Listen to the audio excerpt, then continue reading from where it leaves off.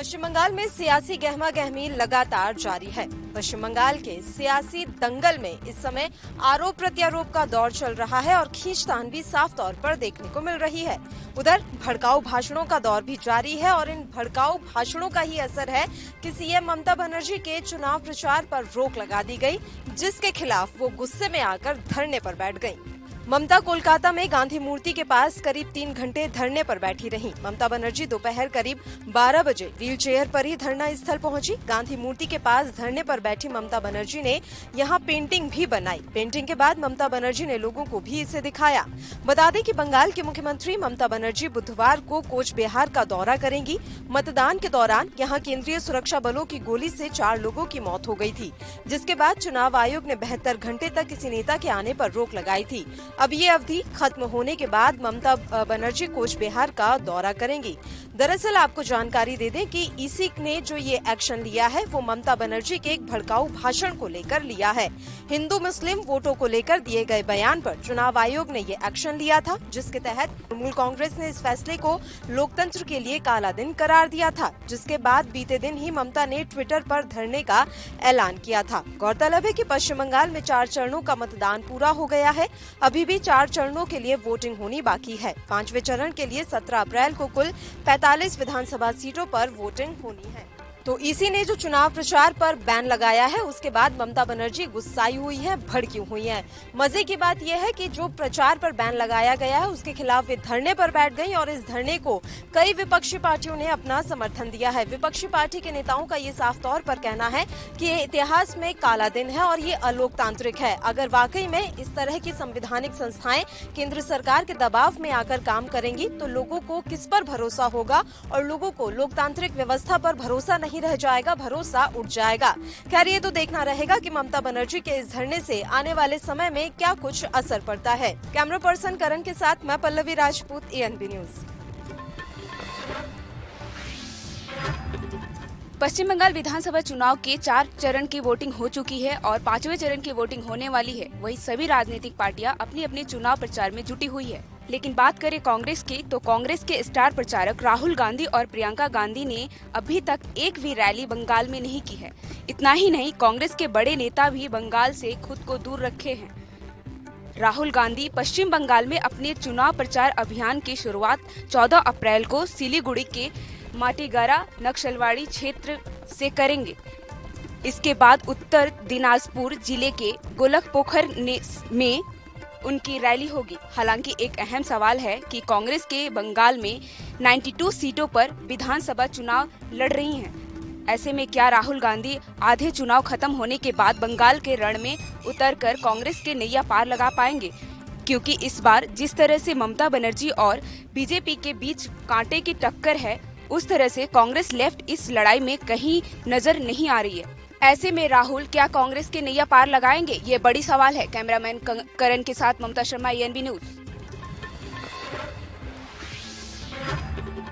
उत्तर प्रदेश में कोरोना के मामले रोज बढ़ते जा रहे हैं, जहां सबसे ज्यादा मामले राजधानी लखनऊ में आ रहे हैं। एक तरफ अस्पतालों के बाहर पीड़ितों की लाइन लगी है तो दूसरी तरफ शमशान घाटों के बाहर अंतिम संस्कार करने के लिए लाइन लगी है। इस महासंकट के बीच प्रदेश के कानून मंत्री ब्रजेश पाठक का बयान आया है और उन्होंने चिट्ठी लिखी है। अगर बिगड़ती व्यवस्था को नहीं सुधारा तो लखनऊ के अंदर लॉकडाउन लगाना पड़ सकता है। यूपी सरकार में कानून मंत्री ब्रजेश पाठक ने लिखा कि प्राइवेट अस्पतालों में कोरोना की जांच बंद हो गई है, जो बेहद गलत है। शहर में इस वक्त 17,000 कोविड जांच किटों की जरूरत है, लेकिन 10,000 ही मिल रही है। ब्रजेश पाठक ने ये चिट्ठी राज्य के प्रमुख स्वास्थ्य सचिव, अपर मुख्य स्वास्थ्य सचिव को लिखी है। मंत्री का कहना है कि लोग लगातार मदद के लिए फोन कर रहे हैं, लेकिन सुविधा नहीं है, इसलिए मदद भी नहीं हो पा रही है। इतना ही नहीं, मंत्री ने शिकायत की है कि स्वास्थ्य अधिकारी के दफ्तर में फोन नहीं उठाया जाता है, जिसके कारण दिक्कतें हो रही हैं। मंत्री ने अपनी चिट्ठी में अपील की है कि अस्पतालों में बेड की संख्या तुरंत बढ़ाई जाए, टेस्टिंग पर भी जोर दिया जाए। बता दें कि कुछ दिनों से लखनऊ में डेली के 4000 मामले निकलकर सामने आ रहे हैं। अस्पतालों में भी बेड की कमी बताई जा रही है। अब देखने वाली बात यह होगी, क्या इस बिगड़ती व्यवस्था को सुधारा जा सकता है। मैं कैमरामैन करण मेहरा के साथ पुष्पेंद्र चौधरी, एएनबी न्यूज, सरहिंद। तो देश भर में लगातार कोरोना ने अपना तांडव दिखाना शुरू कर दिया है। ये भी कह सकते हैं जो कोरोना की जो दूसरी लहर है वो काफ़ी खतरनाक है, क्योंकि जिस तरीके से अभी जहाँ पर मौतों के आंकड़े की अगर बात करें तो मौतों के आंकड़ों में भी लगातार इजाफा देखने को मिल रहा है। बात अगर छत्तीसगढ़ की करें तो वहाँ पर भी लगातार कोरोना ने अपना प्रकोप रूप दिखाना शुरू कर दिया है। रायपुर की हाल ही में एक वीडियो सोशल मीडिया पर काफ़ी वायरल हो रही है और वो वीडियो है वो अस्पताल की है, यानी कि भीमराव अंबेडकर के अस्पताल की है, जहां जो कोरोना मरीजों के जो शव है वो खुल्लम खुल्ला रखे गए हैं। हालांकि ये भी कह सकते हैं कि वहां पर शवों को रखने की जगह ही नहीं है, क्योंकि सोशल मीडिया पर जिस तरीके से ये वीडियो दिखाई गई है साफ तौर पर आप देख सकते हैं कि इस वीडियो में कि किस तरीके से यहाँ पर शवों को रखा गया है। फ्रीज़र की बात करें तो फ्रीज़र में भी शवों को रखने की जगह नहीं है। और हालांकि अब लगातार जिस तरीके से स्थिति देखने को मिल रही है वो काफ़ी भयानक है और यही ANB न्यूज़ अपील करता है तमाम दर्शकों से कि अपने घर में रहिए, सोशल डिस्टेंसिंग का पालन कीजिए, हाथों को लगातार सैनिटाइज करते रहिए, क्योंकि अगर आप स्वस्थ रहेंगे आपके आसपास के भी लोग स्वस्थ रहेंगे। कोरोना को जड़ से मिटाना है, कोरोना को घर में नहीं लाना है। कैमरामैन करण मेहरा के साथ करिश्मा भारद्वाज की रिपोर्ट। हम मौजूद हैं बांदा जिले के पलानी तहसील में मौजूद हैं। यहाँ आपको देखने को मिल रहा है जिस तरह ग्राम पंचायत के चुनाव आते ही जो है यहाँ तहसीलों में कोई न्यूज के लिए, कोई अपने कागज बनवाने के लिए यहाँ तमाम तरीके से लोग जो है मारामारी कर रहे हैं। और यहाँ तहसील में कोविड-19 का जो है उल्लंघन खुले तौर पर देखा जा रहा है। मेरे साथ कुछ प्रत्याशी हैं, मैं उनसे बात करना चाहता हूँ कि किस तरह से जो है यहाँ न्यूज मिल रहा है, किस तरह से जो है न्यूजों में पैसा लिया जा रहा है, किस तरह से यहाँ भ्रष्टाचार जो है बढ़ रहा है। जी क्या नाम है आपका? मेरा नाम पुष्पेंद्र सिंह चुनाले। जी तहसील में किस तरह से जो है भ्रष्टाचार हो रहा है? तहसील में ही नहीं, तहसील में तो हो ही रहा है, तहसील के बाद में जिला पंचायत में भी और ब्लॉक स्तर में जहाँ से भी नोटिस बन रहे हैं वहाँ हर जगह भ्रष्टाचार चरम पर है। जिला पंचायत में जो मेरे घर से मेरी भाभी चुनाव लड़ रही है जिला पंचायत को महिला सीट होने के कारण वहाँ पर 2000 की जो अध्यक्षता प्रमाण पत्र बना उसमें भी मुझसे 200 रुपये मांग गए। तहसील में 300 रुपये मांग गया और क्षेत्र पंचायत में मैं आज ग्राम पंचायत का और क्षेत्र पंचायत का बनवाने गया था, वहाँ पर मुझसे पैसा मांग गया। तो ये मेरे ही नहीं, जो पढ़े लिखे प्रत्याशी हैं, जो प्रतिनिधि हैं, वो तो ठीक है, वो तो इस चीज़ को देख रहे हैं कि भ्रष्टाचार बहुत है, वो पैसा भी नहीं देते हैं। लेकिन जो बेचारे गरीब लोग हैं जो चुनाव लड़ने की सोच रहे हैं ग्राम पंचायत में, क्षेत्र पंचायत में, जिला पंचायत में, उनके लिए तो बहुत ही बड़ी त्रासदी है, उनसे पैसे नहीं जा रहे। तो देखा आपने किस तरह से जो है यहाँ बताया जा रहा है कि खुलेआम जो है तहसील में भ्रष्टाचार चल रहा है। और भ्रष्टाचार, मैं कैमरा पर्सन पप्पू के साथ देवानंद सिंह, NB न्यूज़ बांदा। मुंबई सहित महाराष्ट्र में संक्रमण काफी तगड़ा तांडव मचा रहा है। वहीं अस्पताल की लापरवाही भी देखने के लिए मिल रही है। जहां मुंबई से सटे पालघर जिले के नाला सोपारा में ऑक्सीजन की कमी से 7 लोगों की मौत हो गई। वहीं मुंबई के उत्तर मुंबई संसदीय क्षेत्र के बाबा साहब आम्बेडकर अस्पताल में कोरोना काल में शुरू हुए वार्ड को पूरी तरह से बंद किया गया है, जिसे लेकर महाराष्ट्र नवनिर्माण सेना मन से काफी आक्रामक हो गई है। सुविधा वाले 15 बेड और साधारण 23 बेड, ऐसे 38 बेड का एक वार्ड तैयार किया गया था और वो वार्ड आज ये लोग ने बंद रखा हुआ है। जब ऑक्सीजन वेंटिलेटर के बेड होते हुए ये लोग ने वार्ड बंद करके रखा। यहाँ पे एक बोर्ड लगाया आपघाती कक्ष में कि यहाँ बेड नहीं है, बेड मिलेगा नहीं है। ये क्या चल रहा है? जब तुम करोड़ों का फंड पास करके अगर वार्ड बनाते हो पेशेंट के लिए और आप बंद करके रखते, ऑक्सीजन और वेंटिलेटर सुविधा ले बेड तुम लोग बंद करके रखते हो। हमने इन लोगों को 7 दिन का टाइम दिया है, अगर 7 दिन में अगर वो वार्ड चालू नहीं की। उत्तर मुंबई के नेता दिनेश साल्वी के नेतृत्व में मनसे कार्यकर्ता ने आज बाबा साहब आम्बेडकर शताब्दी अस्पताल पहुंचे, जहां डॉक्टरों के साथ बातचीत की और 1 सप्ताह में इस अस्पताल को कोविड सेंटर को चालू करने की मांग की है, नहीं तो मनसे स्टाइल में जवाब देंगे। मुंबई सहित महाराष्ट्र में कोरोना संक्रमण इतना तेजी से फैला है कि काफी हद तक अस्पताल फुल हो चुके हैं। अब ऐसे में वैक्सीनेशन की कमी, ऑक्सीजन की कमी, बेड की कमी, कोरोना संक्रमण के बढ़ते मामले महाराष्ट्र सरकार की मुसीबत बढ़ा दी है। NB न्यूज के लिए मुंबई से मुरारी सिंह।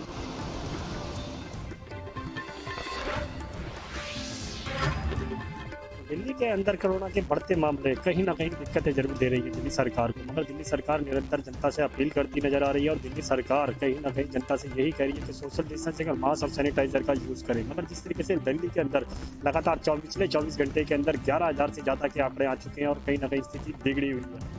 देखिए, स्थिति तो कोरोना बढ़ रहा है, इसमें कोई दो राय नहीं है और सरकार अपनी तरफ से पूरी कोशिश कर रही है कि बेडों की भी दिक्कत ना हो। दिल्ली सरकार अपनी तरफ पूरी कोशिश कर रही है, बेडों की दिक्कत ना हो और मार्केट में भीड़ भी कम हो, सस्ती भी हो। लेकिन दिल्ली में आपको पता है कि दिल्ली सरकार के हाथ में सब कुछ नहीं है।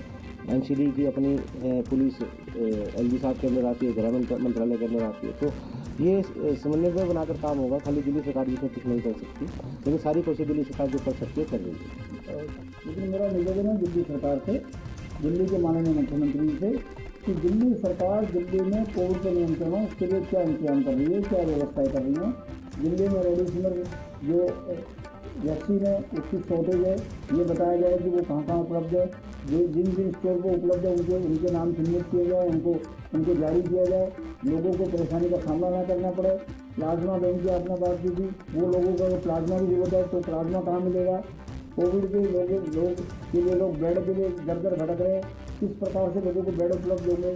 अगर ये सारे काम की चिंता दिल्ली सरकार करे तो ज़्यादा अच्छा है। अगर व्यक्ति अपने द्वारा किए गए कार्य को करके बताए कि मैंने कर दिया तो अच्छा रहता है। इसी को मद्देनजर रखते हुए दिल्ली सरकार ने अब केंद्र सरकार से एक अपील की है कि केंद्र सरकार सीबीएसई की बोर्ड की परीक्षाओं को रद्द करे। अगर देखना होगा कि बोर्ड की परीक्षा रद्द हो पाती है, क्योंकि जिस तरीके से दिल्ली के अंदर कोरोना के आंकड़े बढ़ रहे हैं उससे कहीं ना कहीं दिल्ली सरकार की चिंता होना लाजमी है। मगर जिस तरीके से लगातार दिल्ली सरकार बेडों के अभाव को पूरा करने की कोशिश कर रही है, अस्पतालों के अंदर सुविधाएं देने की कोशिश कर रही है, वैक्सीन के लिए को लेकर भी लगातार कहीं ना कहीं राजनीति की जा रही है और दिल्ली सरकार के लिए वैक्सीन खत्म होने वाली है और कहीं ना कहीं केंद्र सरकार का कहना है कि वैक्सीन उपलब्ध कराई जाएगी। मगर देखना होगा कि इन राजनीति के बीच में कोरोना की महामारी से जनता को कितनी राहत मिल पाती है, क्योंकि जिस तरीके से सीबीएसई के बोर्ड के एग्जाम जो है वो रद्द करने की बात की गई तो कहीं ना कहीं बच्चों की पढ़ाई जो है वो ऑनलाइन की जाएगी। अब देखना होगा ऑनलाइन पढ़ाई से बच्चों को कितना फायदा हो पाता है। कैमरा पर्सन इरफान खान के साथ राजीव कुमार तिवारी, PNB न्यूज़, दिल्ली।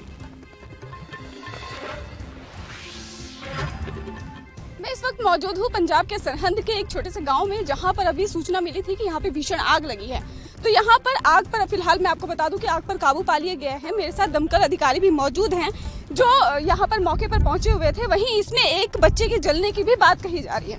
तो क्या कहेंगे, आपको कब घटना की सूचना मिली कि यहाँ पे कब आग लगी है? मैडम ਨਾਲ ਦੀ ਨਾਲ ਸਾਨੂੰ ਇਹਦੀ ਸੂਚਨਾ ਕੀਤੀ ਗਈ ਤੇ ਆਪਣਾ 5-10 ਮਿੰਟ ਦੇ ਵਿੱਚ ਗੱਡੀ ਆਪਣੀ ਇੱਥੇ ਪਹੁੰਚ ਗਈ ਤੇ ਨਾਲ ਦੀ ਨਾਲ ਆ ਕੇ ਅਸੀਂ ਸਾਰੀ ਆਪਣਾ ਇੱਥੇ ਕੰਟਰੋਲ ਕੀਤਾ ਅੱਗ ਤੇ ਨਾਲ ਦੀ ਨਾਲ ਅਸੀਂ ਆਪਣਾ ਜਦੋਂ ਅੱਗ ਜ਼ਿਆਦਾ ਦਿਖੀ ਸਾਨੂੰ ਨਾਲ ਦੀ ਨਾਲ ਅਸੀਂ 2 ਗੱਡੀਆਂ ਨੂੰ ਹੋਰ ਆਪਣੇ ਇੱਥੇ ਬੁਲਾਇਆ। इसमें एक बच्चे के जलने की भी बात कही जा रही है। ਫਿਲਹਾਲ ਸਾਨੂੰ ਇਹਦੇ ਬਾਰੇ ਕੋਈ ਜਾਣਕਾਰੀ ਨਹੀਂ, ਇਸ ਤਾਂ ਆਪਣੀ ਅੱਗ ਦੇ ਕੰਟਰੋਲ ਕੀਤਾ ਜੀ, ਇਹਦੇ ਬਾਰੇ ਸਾਨੂੰ ਕੁਝ ਨਹੀਂ ਦੱਸਿਆ ਗਿਆ। आपको कब सूचना मिली थी इसकी? ਇਹ ਤਕਰੀਬਨ ਮੈਂ ਸਾਨੂੰ ਮਿਲੀ ਹੈ ਸੂਚਨਾ ਇਹਦੀ, ਹਾਂਜੀ ਘੰਟਾ ਹੋ ਗਿਆ, 2 ਵਜੇ ਦੇ ਕਰੀਬ ਸਾਨੂੰ ਸੂਚਨਾ ਮਿਲੀ ਹੈ। मतलब 5 हद 10 मिनट ਦੇ ਵਿੱਚ ਗੱਡੀ ਸਾਡੀ ਇੱਥੇ ਆ ਗਈ ਸੀ। कितनी दमकल की गाड़ियां यहाँ पर अभी फिलहाल मौजूद? अभी मैम 3 गाड़ियाँ हैं, एक गोविंदगढ़ ਦੀ बुलाई है, 3 सरहद ਦੀ। आग कितनी भयानक थी यहाँ पर? बहुत ज़्यादा मैम, एक ਗੱਡੀ ਤੋਂ भी ऊपर लाटा ਸੀ ਅੱਗ ਦੀ। तकरीबन यहाँ पे कितने का नुकसान कह सकते हैं हुआ? नुकसान ਹੁਣ ਤੁਸੀਂ ਦੇਖ ਲਓ ਵੀ ਘੱਟੋ ਘੱਟ ਜ਼ਿਆਦਾ ਨਹੀਂ 20-25 ਕਿੱਲਿਆਂ ਦੇ ਕਰੀਬ ਜਿਹੜੀ ਆਪਣਾ ਕਣਕ ਸੜ ਕੇ ਸੁਆਹ ਹੋ ਗਈ। ਆ ਰਹੀ ਸੀਗੀ ਕਿਉਂ ਇੰਜਨ ਅੱਜ ਗਰਮੀ ਹੁੰਦਾ ਉਹ 'ਚੋਂ ਥੋੜਾ ਬਹੁਤਾ ਤੇਲ ਚੋਇਆ, ਤੇਲ ਚੋਣ ਤੋਂ ਬਾਅਦ ਚੰਗਿਆੜੀ ਨਿਕਲੀ ਤੋਂ ਚੰਗਿਆੜੀ ਨਿਕਲ ਕੇ ਅੱਗ ਲੱਗੀ। ਅੱਗ ਜਦੋਂ ਵੱਡੇ ਹੋਏ ਖੇਚੇ ਸੀਗੀ, ਜੇ ਮੱਟ ਉੱਥੇ ਜਾਂਦੇ ਮਸ਼ੀਨ ਵਾਲੇ ਵੀ ਚਾਹੁੰਦੇ ਤਾਂ ਉਹ ਬੁੱਝ ਸਕਦੀ ਸੀ। ਉਹਨਾਂ ਨੇ ਆਪਣੀ ਮਸ਼ੀਨ ਨੂੰ ਬਚਾਇਆ, ਮਸ਼ੀਨ ਭਜਾ ਕੇ ਲੈ ਕੇ ਅੱਗੇ ਤੁਸੀਂ ਦੇਖ ਲਓ ਸੜਕ ਦੇ ਉੱਪਰ ਤੇਲ ਤੇ ਡੁੱਲਿਆ ਵਾ, ਤੁਸੀਂ ਜਾਂਦੇ ਹੋਏ ਦੇਖ ਲੈਣਾ ਉੱਥੇ ਸਾਰਾ ਤੇਲ ਹੋਇਆ ਪਿਆ ਤੇ ਬੁਝਾਉਣ ਨਾ ਬੁਝੀ। ਹਵਾ ਤੇਜ਼ ਸੀਗੀ, ਹਵਾ ਤੇਜ਼ ਤੋਂ ਬਾਅਦ ਇਹ ਖੇਤੋਂ ਲੈ ਕੇ ਦੂਜੇ ਪਿੰਡ ਤੱਕ ਕੋਟਲਾ ਭਾਈ ਦਾ ਸੱਦੋਂ ਮਾਜਰਾ 2 ਪਿੰਡਾਂ ਦਾ ਨੁਕਸਾਨ ਹੋਇਆ। तो एक तरफ किसान पहले ही परेशान है, गर्मी है, ऊपर से किसान आंदोलन है, उसके बाद यहाँ पे खेतों में भीषण आग लगने के कारण किसान एक बार फिर से परेशान है। कैमरामैन शशिपाल के साथ सुमन पाल की रिपोर्ट।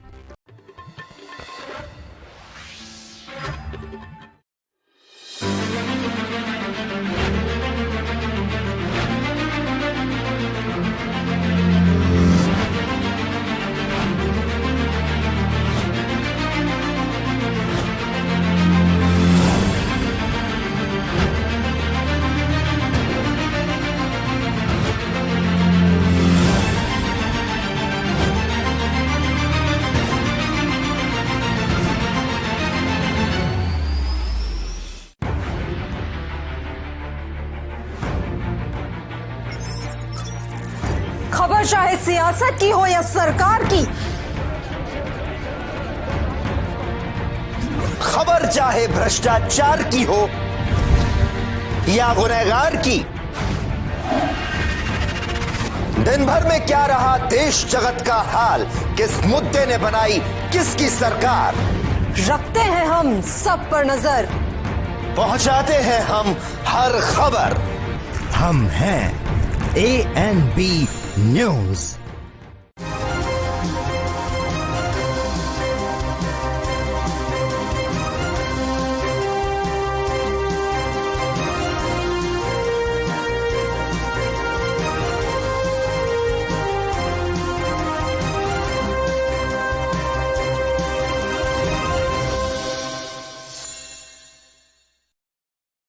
क्या आप दुबले पतले कमजोर हैं? आपकी सेहत नहीं बनती, भूख कम लगती है, वजन नहीं बढ़ता? दरअसल मेन बात खाना पीना खाना नहीं है, मेन बात है खाया पिया लगना। और अगर खाया पिया लगेगा ही नहीं तो सेहत बनेगी कैसे? इसलिए हमारी संस्था सन्यासी आयुर्वेदा ने एक ऐसी दवा बनाई है जो कि आपके पाचन तंत्र को, आपके लीवर सिस्टम को ठीक करने का काम करती है, ताकि आप जो भी खाएं उसका पूरे का पूरा निचोड़ आपके शरीर को लगे, आपकी भूख बढ़े, खाया पिया सही से लगे, नया खून बने, हड्डियों में जान आए, वजन बढ़े, ताकत बढ़े, चेहरे पर नूर आए और आप मोटे तगड़े खूबसूरत पर्सनैलिटी के मालिक बन जाएं। यह दवा पूरी तरह से आयुर्वेदिक होती है। इसका शरीर पर कोई भी साइड इफेक्ट, कोई भी नुकसान या दुष्प्रभाव नहीं होता। लड़के लड़कियां दोनों इसका इस्तेमाल कर सकते हैं और पहले 15 दिन के अंदर ही आपको इसका असर महसूस हो जाएगा। सिर्फ 650 रुपए की पूरे 1 महीने की दवा होती है और आप इसे घर बैठे 01145454545 पर फोन करके दवा मंगवा सकते हैं।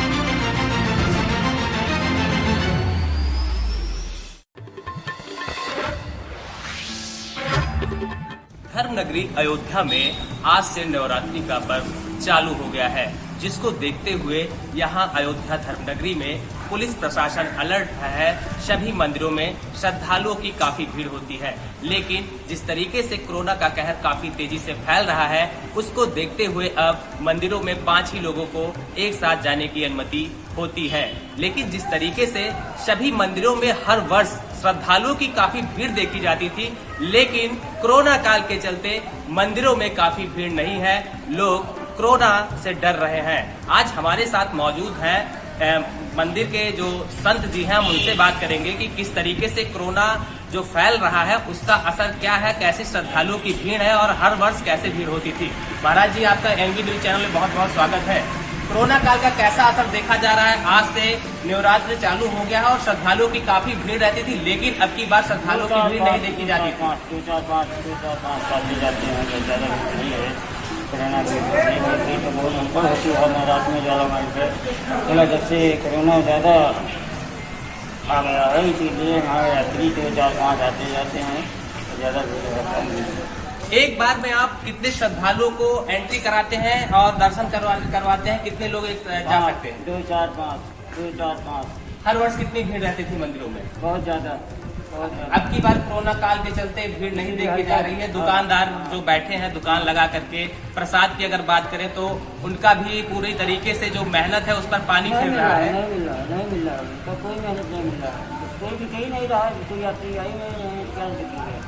देखिए किस तरीके से कोरोना काल के चलते अब की बार अयोध्या में भी मंदिर खाली पड़ी है और हम आपको कोशिश करेंगे कि दिखाएंगे किस तरीके से पूरा मंदिर किस तरीके से हर वर्ष काफी श्रद्धालु से भरा रहता था, लेकिन अब की बार कोरोना काल के चलते पूरी तरीके से मठ मंदिर भी खाली दिख रहे हैं। अयोध्या जनपद में अगर हम कोरोना के मरीजों की बात करें तो 500 से ऊपर आंकड़ा पहुंच रहा है। वीडियो पर्सन नकुल के साथ Gaurav Mishra, NB news channel Ayodhya.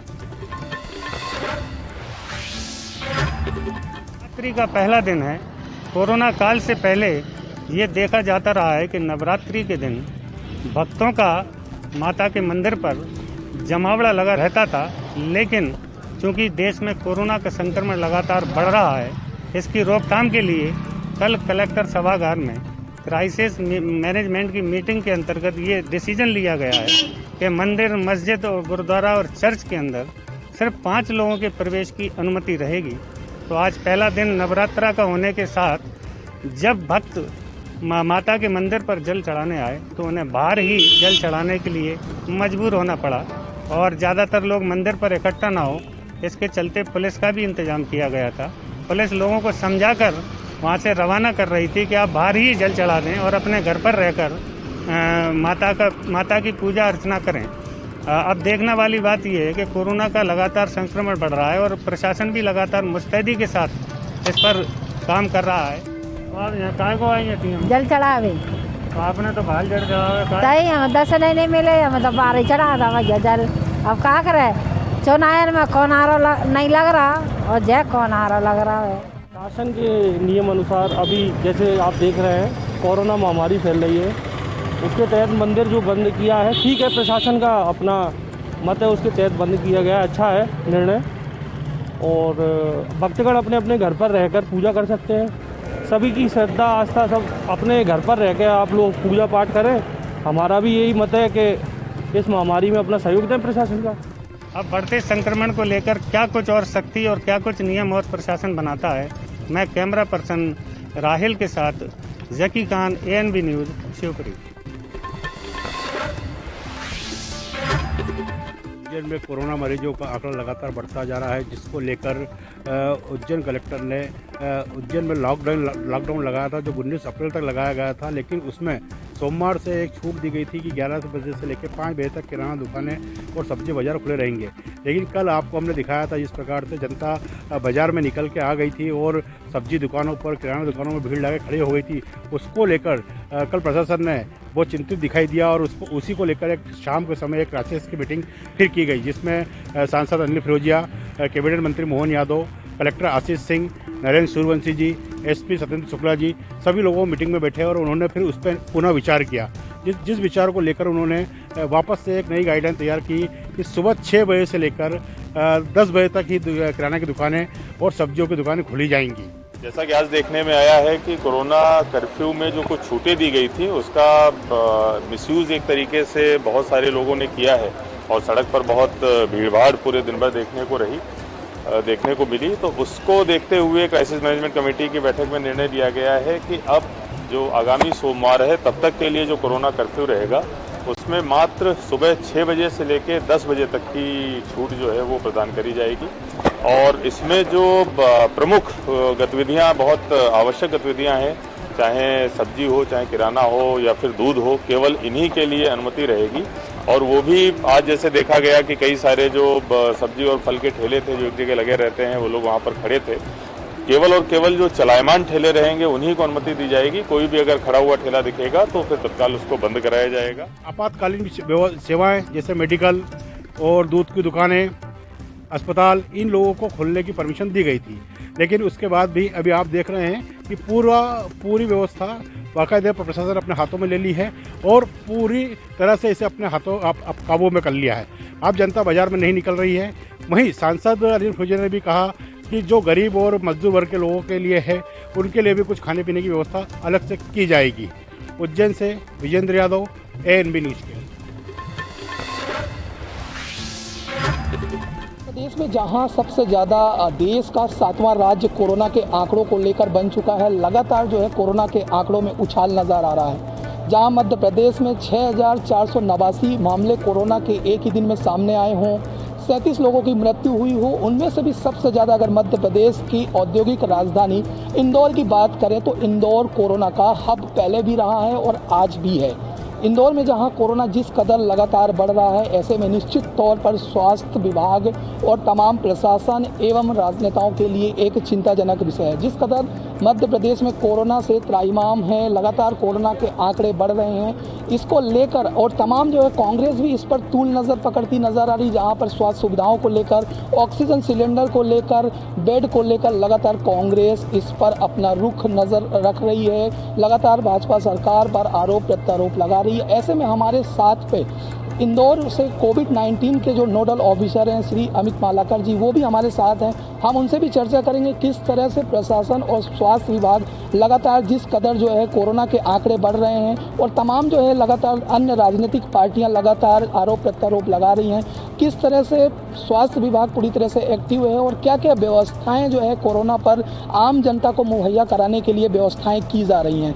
Sir, स्वागत है आपका एएनबी न्यूज़ पे। नमस्कार। सबसे पहला सवाल सर यही कि लगातार जो है कांग्रेस भी और अन्य पार्टियां भी लगातार आरोप लगा रही हैं जिस कदर कोरोना बढ़ रहा है तो अनियमितताओं को लेकर, तो सबसे पहला वही सवाल है कि क्या ये सत्य है अनियमितताओं को लेकर जो लगातार जो है प्रश्न उठ रहे हैं? देखिए, कई बार जब इस तरह के प्रश्न उठते हैं तो बड़ा अजीब सा एक माहौल बन जाता है और जनता में सबसे ज़्यादा जो केसेस जो आ रहे हैं वो केसेस को लेकर के एक थोड़ी सी जागरूकता की जो कमी देखी जा रही है, वो कमी जो है वो बहुत बड़ा एक रीज़न है। साथ में अनियमितताओं को लेकर के ऐसी कोई समस्या नहीं है। हमारे सारे लोग पूरी ईमानदारी के साथ और पूरी तन्मयता के साथ में पिछले साल भर से लगे हुए हैं और अभी भी बिना थके अथक मेहनत कर रहे हैं। लगभग 18 घंटे सभी लोगों के द्वारा ड्यूटीज़ की जा रही हैं और कोशिश की जा रही है कि तमाम वो सारे प्रयास किए जाएं जिसके माध्यम से हम जनता में कोरोना को फैलने से रोक सकें और कोरोना की संक्रमण की चेन को तोड़ सकें। तो जिस कदर कोरोना के आंकड़े लगातार बढ़ रहे हैं, ऐसे में इंदौर स्वास्थ्य विभाग भी अब पूरी तरह से सतर्क नजर आ रहा है।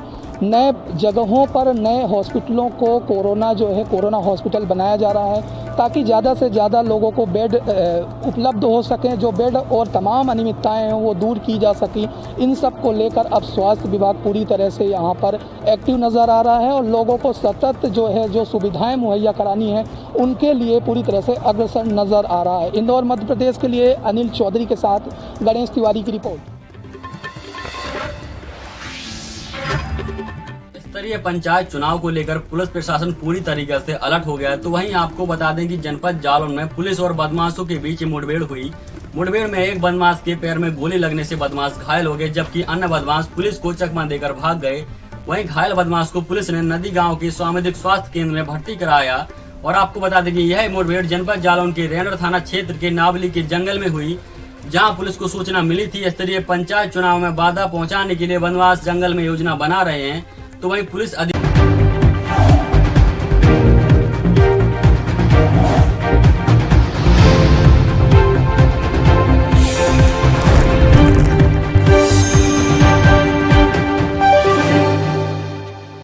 क्या आप दुबले पतले कमजोर हैं? आपकी सेहत नहीं बनती, भूख कम लगती है, वजन नहीं बढ़ता।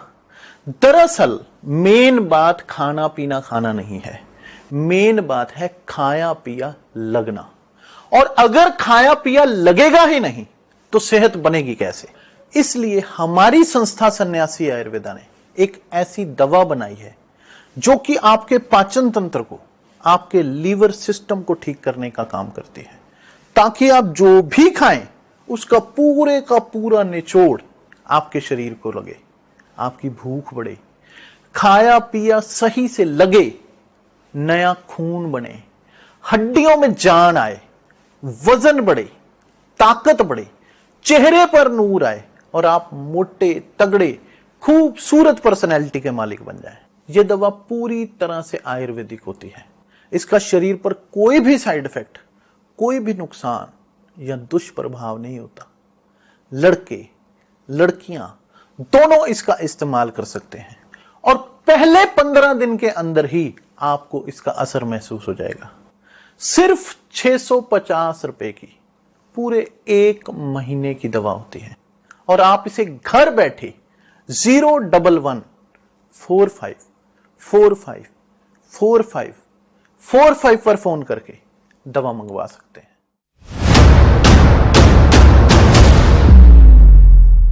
हक की बात दोपहर 12 बजे सिर्फ ANB न्यूज़ पर। सूबे ਦੇ ਲੋਕਾਂ ਨੂੰ ਜੇ ਸਾਰੀਆਂ ਸਮੱਸਿਆਵਾਂ ਅਤੇ ਸ਼ਿਕਾਇਤਾਂ ਦਾ ਇੱਕੋ ਜਗ੍ਹਾ ਤੇ ਹੱਲ ਮਿਲ ਜਾਵੇ ਤਾਂ ਹੋਰ ਕੀ ਚਾਹੀਦਾ ਹੈ। ਇਸ ਮਨਸ਼ਾ ਤੇ ਜਨਤਾ ਪ੍ਰਤੀ ਵਚਨਬੱਧਤਾ ਨੂੰ ਧਿਆਨ ਵਿੱਚ ਰੱਖਦੇ ਹੋਏ ਪੰਜਾਬ ਸਰਕਾਰ ਨੇ ਪਬਲਿਕ ਸ਼ਿਕਾਇਤ ਨਿਵਾਰਣ ਪ੍ਰਣਾਲੀ ਸ਼ੁਰੂ ਕੀਤੀ ਹੈ, ਜਿਸ ਨੂੰ PGRS ਵੀ ਆਖਿਆ ਜਾਂਦਾ ਹੈ। ਇਸ ਪ੍ਰਣਾਲੀ ਤਹਿਤ ਸੂਬੇ ਦੇ ਸਾਰੇ ਵਿਭਾਗ ਜੋੜੇ ਗਏ ਤਾਂ ਜੋ ਸ਼ਿਕਾਇਤਕਰਤਾ ਨੂੰ ਥਾਂ-ਥਾਂ ਨਾ ਭਟਕਣਾ ਪਵੇ। ਇੱਕ ਛੱਤ ਹੇਠ ਸ਼ਿਕਾਇਤਕਰਤਾ ਨੂੰ ਉਸ ਦੀ ਸਮੱਸਿਆ ਦਾ ਹੱਲ ਵੀ ਮਿਲ ਜਾਂਦਾ ਹੈ ਅਤੇ ਉਸ ਦੇ ਸੁਝਾਅ ਵੀ ਨੋਟ ਕੀਤੇ ਜਾਂਦੇ ਨੇ। ਅਗਰ ਸ਼ਿਕਾਇਤਕਰਤਾ ਦੀ ਸੰਤੁਸ਼ਟੀ ਨਹੀਂ ਹੁੰਦੀ ਹੈ ਤਾਂ ਫਿਰ ਉਹਨਾਂ ਦੀ ਸ਼ਿਕਾਇਤ ਉੱਚ ਅਧਿਕਾਰੀ ਨੂੰ ਵੀ ਭੇਜੀ ਜਾਂਦੀ ਹੈ। ਪੰਜਾਬ ਸਰਕਾਰ ਨੇ ਸੂਬੇ ਦੇ ਨਾਗਰਿਕਾਂ ਨੂੰ ਆਪਣੀ ਸ਼ਿਕਾਇਤ ਦੇਣ ਸੰਬੰਧੀ ਹਰ ਤਰ੍ਹਾਂ ਦੇ ਪਲੇਟਫਾਰਮ ਉਪਲਬਧ ਕਰਵਾਏ ਨੇ, ਚਾਹੇ ਵੈਬਸਾਈਟ ਦੇ ਜ਼ਰੀਏ, ਮੋਬਾਈਲ ਫੋਨ ਦੇ ਜ਼ਰੀਏ, ਸੇਵਾ ਕੇਂਦਰਾਂ ਦੇ ਜ਼ਰੀਏ, ਇੱਥੋਂ ਤੱਕ ਕਿ 1905 ਕਾਲ ਸੈਂਟਰਾਂ ਦੇ ਜ਼ਰੀਏ ਵੀ ਸ਼ਿਕਾਇਤ ਦਰਜ ਕਰਵਾਈ ਜਾ ਸਕਦੀ ਹੈ ਤਾਂ ਜੋ ਸ਼ਿਕਾਇਤਕਰਤਾ ਆਸਾਨੀ ਨਾਲ ਆਪਣੀ ਸ਼ਿਕਾਇਤ ਦਰਜ ਕਰਵਾ ਸਕੇ ਅਤੇ ਉਸ ਨੂੰ ਸ਼ਿਕਾਇਤ ਟਰੈਕ ਕਰਨ ਵਿੱਚ ਵੀ ਕਿਸੇ ਕਿਸਮ ਦੀ ਦਿੱਕਤ ਨਾ ਆਵੇ। ਜਿਹੜੀ ਪੰਜਾਬ ਸਰਕਾਰ ਨੇ ਇਹ ਨਵੀਂ 1905 ਕਾਲ ਸੈਂਟਰ ਸ਼ੁਰੂ ਕੀਤਾ ਹੈ, ਬਹੁਤ ਵਧੀਆ ਜਾਣੀ ਕਿ ਉਪਰਾਲਾ ਕੀਤਾ ਹੈ। ਮੈਨੂੰ ਵੀ ਇੱਕ ਪਰੇਸ਼ਾਨੀ ਆਈ ਸੀ, ਮੈਂ ਸੇਵਾ ਕੇਂਦਰ ਗਿਆ ਸੀ, ਉੱਥੇ ਮੈਂ ਆਪਣੀ ਫਰਦ ਕਢਵਾਉਣੀ ਸੀ, ਪਰ ਉੱਥੇ ਕੋਈ ਤਕਨੀਕੀ ਖਰਾਬੀ ਕਰਕੇ ਜਿਹੜੀ ਮੇਰੀ ਫਰਦ ਨਹੀਂ ਨਿਕਲ ਰਹੀ। ਜਦ ਮੈਂ 1905 ਕਾਲ ਕੀਤਾ ਤਾਂ ਮੇਰੀ ਸਮੱਸਿਆ ਦਾ ਥੋੜ੍ਹਾ ਹੱਲ ਹੋਇਆ ਜਾਂਦਾ ਜੀ। ਜਿਹੜਾ 1905 ਕਾਲ ਨੰਬਰ ਹੈਗੀ ਆ, ਕੋਈ ਵੀ ਇੱਥੇ ਆਪਾਂ 3-4 ਸੁਵਿਧਾ ਹੈਗੀਆਂ, ਇਸ 'ਚ 4-5 ਹੋਰ ਵੀ ਹੈਗੇ ਸੁਵਿਧਾ, ਜ਼ਰੂਰੀ ਨਹੀਂ ਹੈਗੀ ਆਪਣਾ ਰਜਿਸਟਰੀ ਦਾ ਹੀ ਹੈਗਾ, ਆਪਾਂ ਹੋਰ ਵੀ ਸੁਵਿਧਾ ਲੈ ਸਕਦੇ ਆ। ਇਸ 'ਤੇ ਫੋਨ ਕਰਕੇ ਇਹਦੀ ਪੂਰੀ ਜਾਣਕਾਰੀ ਲੈ ਸਕਦੇ ਆ। ਪੰਜਾਬ ਸਰਕਾਰ ਦੀ ਨੀਤੀ ਤੇ ਨੀਅਤ ਸਾਫ਼ ਹੈ, ਇਸ ਕਰਕੇ ਇਸ ਪ੍ਰਣਾਲੀ ਤਹਿਤ ਨਾਗਰਿਕਾਂ ਦੀਆਂ ਮੁਸ਼ਕਲਾਂ ਦਾ ਸਮੇਂ ਸਿਰ ਨਿਪਟਾਰਾ ਕਰਨ ਲਈ ਟੀਚਾ ਰੱਖਿਆ ਗਿਆ ਹੈ। ਅਗਰ ਕਿਸੇ ਨਾਗਰਿਕ ਦੀ ਸ਼ਿਕਾਇਤ ਸਮੇਂ ਸਿਰ ਹੱਲ ਨਹੀਂ ਹੁੰਦੀ ਹੈ ਤਾਂ ਫਿਰ ਨੋਡਲ ਅਧਿਕਾਰੀਆਂ ਅਤੇ ਅਪੀਲ ਅਥਾਰਟੀਆਂ ਨੂੰ ਵੱਖ-ਵੱਖ ਪੱਧਰ ਤੇ ਤੈਨਾਤ ਕੀਤਾ ਜਾਂਦਾ ਹੈ ਤਾਂ ਜੋ ਸੂਬੇ ਦਾ ਇੱਕ ਵੀ ਨਾਗਰਿਕ ਨਿਰਾਸ਼ ਨਾ ਹੋਵੇ। ਜਨਤਾ ਦੀ ਸੇਵਾ ਮਤਲਬ ਪੰਜਾਬ ਸਰਕਾਰ, ਜਿਸ ਨੇ ਨਿੱਕੀ ਜਿਹੀ ਸ਼ਿਕਾਇਤ ਤੋਂ ਲੈ ਕੇ ਵੱਡੀ ਸ਼ਿਕਾਇਤ ਤੱਕ ਹੱਲ ਕਰਨ ਲਈ PGRS ਸ਼ੁਰੂ ਕੀਤਾ ਹੈ।